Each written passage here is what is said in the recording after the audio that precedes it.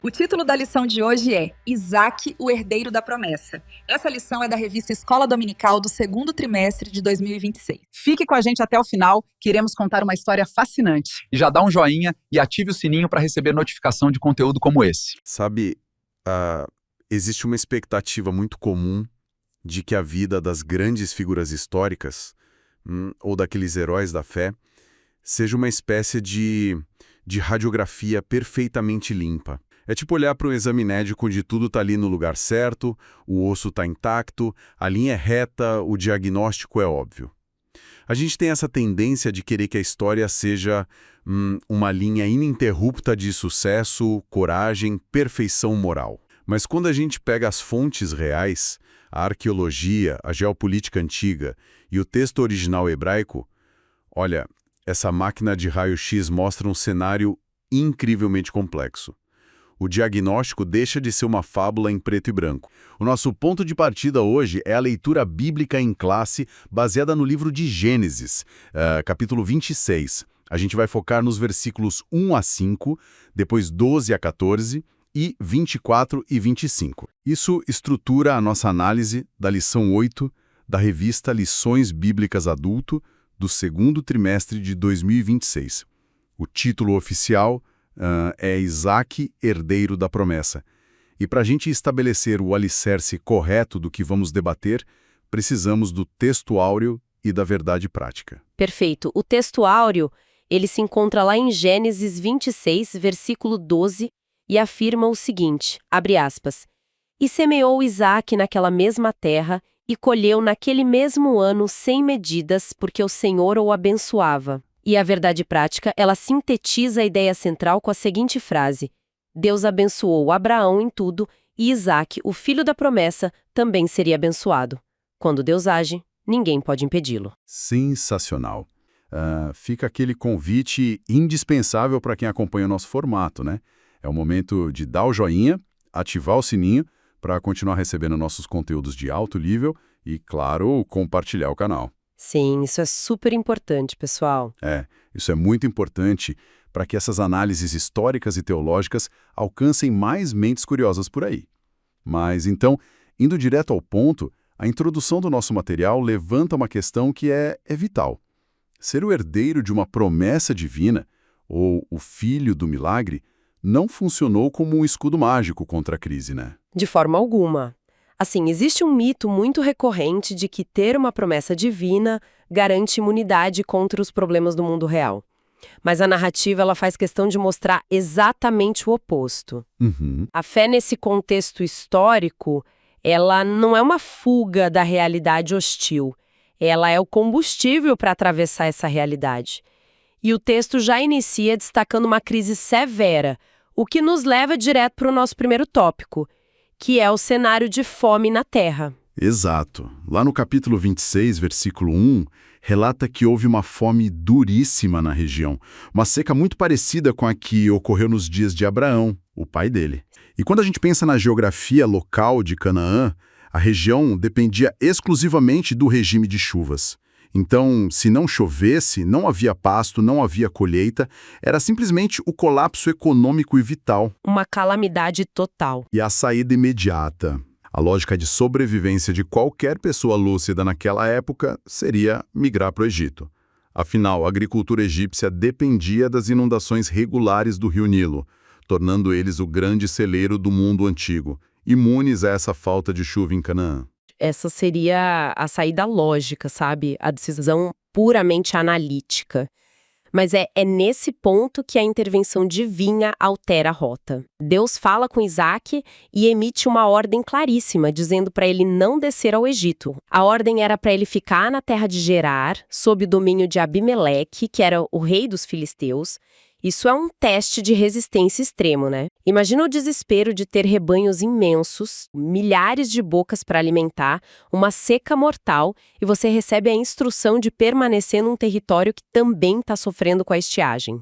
Porque logo após receber essa instrução e uma reafirmação maravilhosa da aliança divina, lá nos versículos 6 e 7, por medo de ser assassinado pelos homens de Gerar por causa da beleza da esposa dele, a Rebeca, ele espalha a história de que ela é irmã dele.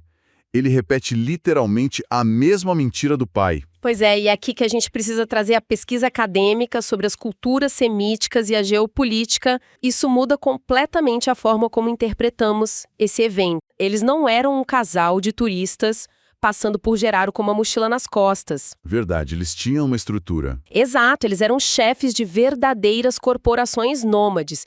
Tinham um exército de servos, milhares de animais. Quando um grupo desse tamanho entrava no território de um rei local, era visto como uma potencial ameaça militar ou uma grande oportunidade econômica. Quando o Isaac chega a Gerar, ele precisa negociar algo parecido com um tratado internacional de comércio e trânsito? Exatamente isso. Para que um nômade dessa magnitude pudesse acessar poços de água e terras de pastagem no território de um rei como Abimeleque, era necessário um tratado formal de proteção mútua e direitos legais. Uhum. E como se firmava uma aliança inquebrável naquele contexto cultural? Através de casamentos diplomáticos. O rei local tomava uma filha do chefe nômade como esposa secundária e, em troca, a caravana inteira recebia proteção do Estado e acesso aos recursos naturais. Mas aí a gente tem um problema matemático óbvio, né? Sim, Nem Abraão antes, nem Isaac agora, tinham filhas para oferecer nesse arranjo diplomático. Eles estavam sem a principal moeda de troca internacional deles. e é por isso que eles recorriam a uma manobra sociopolítica drástica. Alguns documentos antigos, como os encontrados nas escavações de Nuzi, mostram práticas onde o status de irmã possuía implicações legais muito fortes em tratados de proteção. Então, o adultério, tomar a esposa de outro homem, era um tabu gravíssimo, passível de maldições severas na mentalidade antiga. Um rei jamais arriscaria uma praga tomando a esposa de um líder poderoso, mas uma irmã estava livre para negociação diplomática. Ao dizer que Rebeca era sua irmã, Isaac não estava apenas se escondendo atrás dela, ele estava criando uma brecha legal para tentar forçar ou facilitar um tratado de hospitalidade com o reino filisteu. Era uma tentativa humana, frágil e equivocada, de garantir a sobrevivência de sua empresa no deserto. Um mecanismo que, aliás, rui miseravelmente quando o rei Abimeleque olha pela janela e vê Isaac acariciando Rebeca. E ali fica claro que a intimidade era de um casamento, não de um parentesco. De poder econômico. Isso. E mais do que isso, quando uma família enfrentava o problema da infertilidade, a solução jurídica e cultural padrão era usar servas como barrigas de aluguel. Mas era o que todo homem com algum poder e riqueza fazia para garantir herdeiros. Era a lei do costume. O que nos leva ao fato de que o próprio pai dele, Abraão, fez exatamente isso com Agar, né? E o filho dele, Jacó, faria a mesma coisa no futuro. Mas Isaac é estritamente monogâmico. Ele rompe com a norma de uma forma muito radical. É uma ruptura consciente. Ele viu a ferida emocional profunda que foi causada pelo erro do pai dele com Agar e Ismael. Ele cresceu sentindo o peso daquele ambiente tóxico. Sabe que essa solução cultural criou dentro da própria tenda onde ele morava? O texto aponta que ele e Rebeca enfrentaram 20 longos anos de esterilidade. Ele escolheu orar e esperar. O que a narrativa nos mostra é que, apesar desse vexame diplomático, a misericórdia divina honra a obediência fundamental de Isaac, que foi ter permanecido na terra seca. E isso nos leva direto ao tópico 2, a consequência dessa permanência, que foi o milagre agrícola e a inveja. A inveja brutal contra Isaac. E a transição para esse conflito começa com um detalhe agrícola assustador. O texto diz no versículo 12 que Isaac planta naquela terra e no mesmo ano colhe a 100 por 1. Uau! O nosso auxílio bíblico teológico destaca isso como um milagre inquestionável, sabe? Colher a 100 por 1 numa terra que estava sob os efeitos de uma fome severa, num solo que não é famoso por sua fertilidade. Isso quebrava todas as regras da botânica e do clima da época. A bênção foi tão desproporcional à realidade que chocou a sociedade ao redor. 100 por 1 é o tipo de retorno financeiro que quebra o mercado, né? E a reação humana a esse nível de prosperidade inexplicável e estrangeira raramente é a admiração. Quase sempre é o medo, seguido da inveja. E o texto mostra que os filisteus começaram a sabotar Isaac. Mas a forma como eles fazem isso é muito curiosa, sabe? Eles não roubam o rebanho, eles não incendeiam as plantações. Eles vão lá e entulham, enchem de terra todos os poços que Isaac possuía, poços que, aliás, vinham lá da época do pai dele. Sim, e para a gente compreender a gravidade disso, a gente precisa olhar para a geografia jurídica do Antigo Oriente. A água não era apenas um recurso para matar a sede. Naquela cultura nômade e árida, os poços eram verdadeiras propriedades comerciais e funcionavam como marcos legais de posse de terra. Era a forma como eles demarcavam fronteiras num mundo sem cartórios ou mapas oficiais. Então, achar água ali é o coração da economia. Mas, se a água é tão valiosa, por que os filisteus destruiriam um poço bom, enchendo ele de terra? Não seria muito mais inteligente eles simplesmente tomarem o poço para si e usarem a água? Mas para eles, naquela época, a questão jurídica falava mais alto. E havia 2 pilares essenciais na geografia jurídica da região. Quais eram? O primeiro era o ato de nomear. Dar nome a um poço era o equivalente antigo a registrar uma escritura pública de propriedade. O nome descrevia a natureza e a titularidade da posse.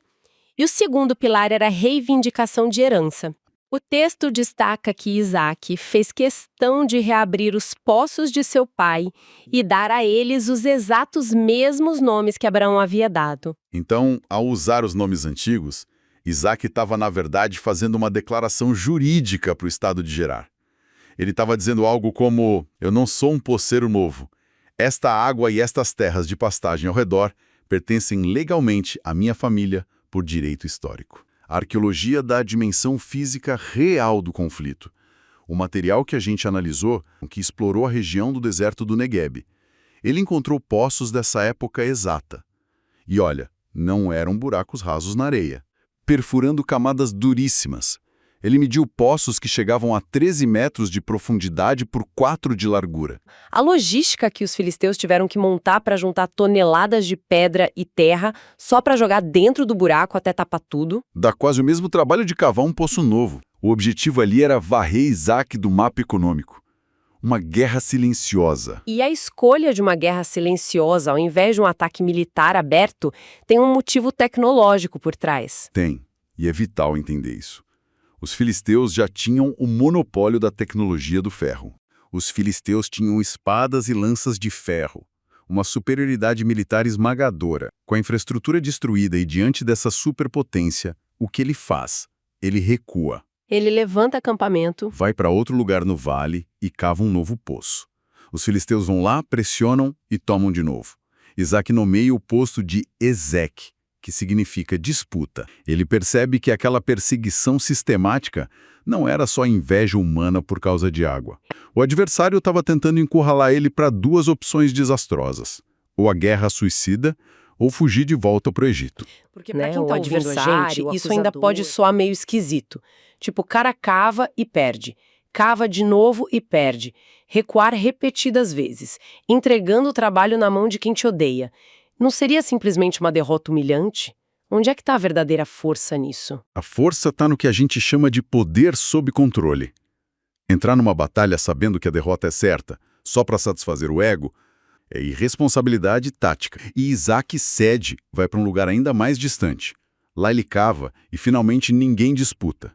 Ele chama esse poço de Rehobote. Que significa Deus nos deu espaço. Isso. A profundidade teológica disso é imensa. Muitos estudiosos afirmam que Isaac estava praticando os princípios do Sermão da Montanha milênios antes deles serem proferidos por Jesus. A ideia de dar outra face, né? Não resistir ao perverso com as mesmas armas dele. Exato. A máxima de que os mansos herdarão a terra ganha um contorno muito prático aqui. A mansidão não é covardia, é o poder canalizado. Ele se recusa a jogar pelas regras do inimigo. Ele vence a superpotência militar através de uma, digamos, estratégia da exaustão pacífica. Ele cansa o ódio dos filisteus pela persistência em continuar trabalhando sem entrar no ciclo de violência. Sem dar o que eles queriam. E a maior prova histórica de que essa estratégia funcionou não vem de um discurso de vitória do Isaac, né? Vem de uma reviravolta geopolítica de cair o queixo. O rei Abimeleque decide procurar Isaac no exílio. E não vai sozinho. Não, ele leva o conselheiro pessoal e o general supremo do exército, uma comitiva diplomática de peso. Do mais alto escalão. E a grande pergunta acadêmica é, Porque o rei de uma superpotência com tecnologia de ponta ia se dar o trabalho de ir até um pastor exilado no deserto. E para adicionar mais cor a isso, a gente tem que falar do Midrash. Para quem não sabe, o Midrash é tipo um conjunto antigo de métodos de interpretação e tradição rabínica que vai além do sentido literal dos textos hebraicos. E a tradição conta uma informação de bastidor fantástica. Os rabinos ensinam que logo que Isaac foi expulso de Gerá, as colheitas dos filisteus começaram a falhar catastroficamente. As árvores não davam frutos, os poços secaram. A mensagem para o rei Abimeleque ficou cristalina, né? A bênção que enriquecia a cidade não vinha da terra, vinha da presença de Isaac. Ao expulsar ele, por inveja, eles expulsaram a própria fonte de riqueza. E é nesse cenário de crise que a comitiva de ferro bate na porta da tenda do Isaac, pedindo trégua. E a resposta de Isaac é a aula final de liderança. Ele tinha ali a chance perfeita para humilhar o rei, para listar crimes, exigir reparações astronômicas. Mas o que ele faz? Ele prepara uma refeição. Ele oferece um banquete formidável para os inimigos. O famoso banquete da graça. Servir comida farta para os inimigos jurados é uma jogada psicológica de mestre. Isaac entende que desarmar o oponente com hospitalidade é a vitória suprema. Quando você consegue quebrar o pão com quem tentou destruir sua vida, o jogo acaba. E no Antigo Oriente Médio, comer junto estabelecia um contrato. Era um selo jurídico, não é? Sim, um juramento imutável de não agressão e respeito. Naquela mesa, Isaac deixa de ser tratado como exilado e passa a ser reverenciado como um líder de Estado, um rei sem coroa. E parece que a própria natureza referenda esse tratado de paz com um sincronismo perfeito, né? Porque naquela mesma manhã, assim que o rei vai embora, eles encontram água no novo poço que estavam escavando. E não qualquer água, água viva, corrente, jorrando das profundezas. A narrativa consolida que a escolha pela paz foi a correta. E Isaac sela isso nomeando o poço com a palavra Seba, que é formidável pelo duplo sentido no hebraico. Sheba significa juramento, eternizando o tratado, mas também é o número 7, que na simbologia oriental é completude, aliança inquebrável. Daí, Berseba, o poço do juramento e o poço do 7. Exato, o desfecho histórico perfeito. Como a arqueologia moderna sustenta essa diferença de comportamento entre o estado bélico e o Isaac? As escavações oferecem um contraste visual impressionante. Nas ruínas da região vizinha de Tel Arad, encontraram os restos de um gigantesco templo monárquico estatal, projetada só para intimidar, exibir força e controlar massas. No entanto, em Berseba, onde Isaac firmou o juramento, não tinha fortificação intimidadora, não tinha templo colossal. Os pesquisadores encontraram pequenos altares familiares, feitos de pedras brutas, a marca de uma devoção caseira. Como o maior diplomata da sua era, ele ensina que às vezes a vitória mais esmagadora é preparar uma mesa para o inimigo e abrir o próprio espaço, o Reobote, permitindo que a água viva floresça. Porque, diante de um ataque financeiro e jurídico direto, de um estrangulamento de recursos, ele, que agora já era mais poderoso militarmente do que muitos reis locais, ele surpreende ao não declarar guerra. Ele adota a via diplomática. Ele simplesmente recua e manda cavar novos poços. E ele batiza esses novos poços, transformando a geografia num registro histórico dos conflitos. E os nomes são um documento de protesto pacífico. O primeiro ele chama de Ezeque, que significa contenda, porque os pastores filisteus vieram e disseram que a água era deles. O segundo poço, cavado após outro recuo, recebe um nome que traz um detalhe linguístico assombroso que aprofunda tudo o que estamos debatendo. O poço de Sítena. Esse mesmo, que se traduz como inimizade. Mas a raiz hebraica dessa palavra guarda uma revelação muito mais profunda. E aqui entra um dos maiores momentos de quebra-cabeça acadêmico dessa história. Vamos explicar isso com calma para quem está ouvindo. A raiz da palavra sitna, esse poço da inimizade, compartilha rigorosamente a mesma origem hebraica da palavra Satã, ou Satanás, Sim. que significa o adversário. E por que isso é vital? Porque indica que Isaac interpretou corretamente o cenário.